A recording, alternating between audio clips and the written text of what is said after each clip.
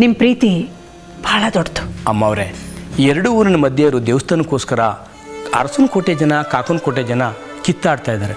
ಅದು ನ್ಯಾಯವಾಗಿ ನಮಗೆ ಸೇರಬೇಕು. ನೀವು ಹೇಗೆ ತೀರ್ಮಾನ ತಗೋತೀರೋ ಅದಕ್ಕೆ ನಾವು ಒಪ್ಕೋತೀವಿ. ಸರಿ,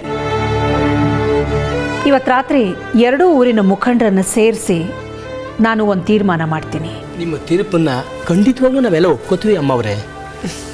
ಸಂತೋಷ. ನಾವು ಇನ್ನು ಬರ್ತೀವಿ ಅಮ್ಮವ್ರೆ. ಆಗಲಿ, ನಡೀರಪ್ಪ.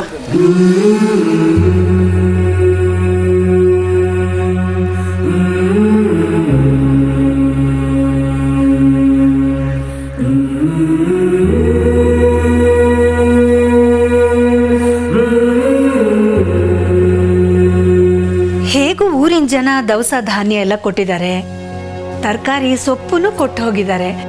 ಇವತ್ತು ಇದರಿಂದಾನೇ ಅಡುಗೆ ಮಾಡ್ಕೊಂಡು ಊಟ ಮಾಡಿದ್ರೆ ಹೇಗಿರುತ್ತೆ? ಅಮ್ಮ, ಒಂದು ಐಡಿಯಾ.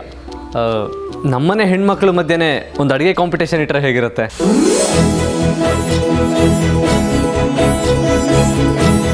ಸೂಪರ್ ಬ್ರೋ, ಸಕ್ಕದಾಗಿದೆ ಐಡಿಯಾ.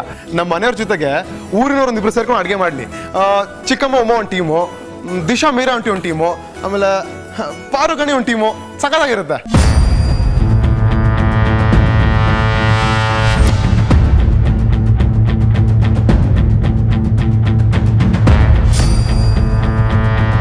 ಏನೋ ಯಾರ್ಯಾರ ಜೊತೆನೋ ನಾವು ಅಡುಗೆ ಮಾಡಿ ನಮ್ಮ ಮರ್ಯಾದೆ ನಾವೇ ಕಳ್ಕೊಬೇಕಾ? ನಾನು ಮಾಡಲ್ಲ, ನನಗಿದಿಷ್ಟ ಇಲ್ಲ. ಈ ಅಡುಗೆ ಕಾಂಪಿಟಿಷನ್ಗೆ ಯಾವ ಕಾರಣಕ್ಕೂ ಪಾರ್ವತಿ ಬರೋ ಹಾಗಿಲ್ಲ. ಅದು ನನಗೂ ಇಷ್ಟ ಇಲ್ಲ.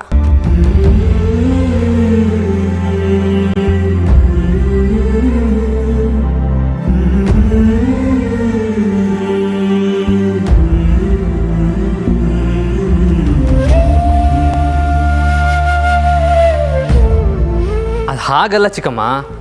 ಪಾರ್ವತಿ ಚೆನ್ನಾಗಿ ಅಡುಗೆ ಮಾಡ್ತಾಳೆ ಅಂತ ಎಲ್ಲರೂ ಅಂದ್ಕೊಂಡಿದ್ದಾರೆ. ನೀವಿವತ್ತು ಅವಳಿಗಿಂತ ಚೆನ್ನಾಗಿ ಅಡುಗೆ ಮಾಡ್ತೀವಿ ಅಂತ ಪ್ರೂವ್ ಮಾಡಿ.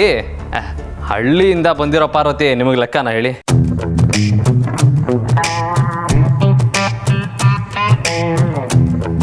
ಹಾಂ, ನಾವೇ ಅದ್ರಲ್ಲಿ ಕಮ್ಮಿ ಇದ್ದೀವಿ. ನಾವು ಮಾಡ್ತೀವಿ, ಅಡುಗೆ ಮಾಡ್ತೀವಿ, ಮಾಡಿ ಗೆದ್ದೇ ಗೆಲ್ತೀವಿ. ಎಸ್, ನಾನು ಮಾಡ್ತೀನಿ. ದಿಶಾ, ನೀನೇನು ಪಾರ್ವತಿಗಿಂತ ಕಮ್ಮಿ ಇದೆ ಹೇಳು? ಅವಳಿಗಿಂತ ಸಖತ್ತಾಗಿ ಅಡುಗೆ ಮಾಡ್ತೇವೆ ಬಿಡು. ನನ್ನ ಮೇಲೆ ಇಷ್ಟು ನಂಬಿಕೆ ಇದೆ ಅಲ್ಲ, ಖಂಡಿತ ಮಾಡ್ತೀನಿ.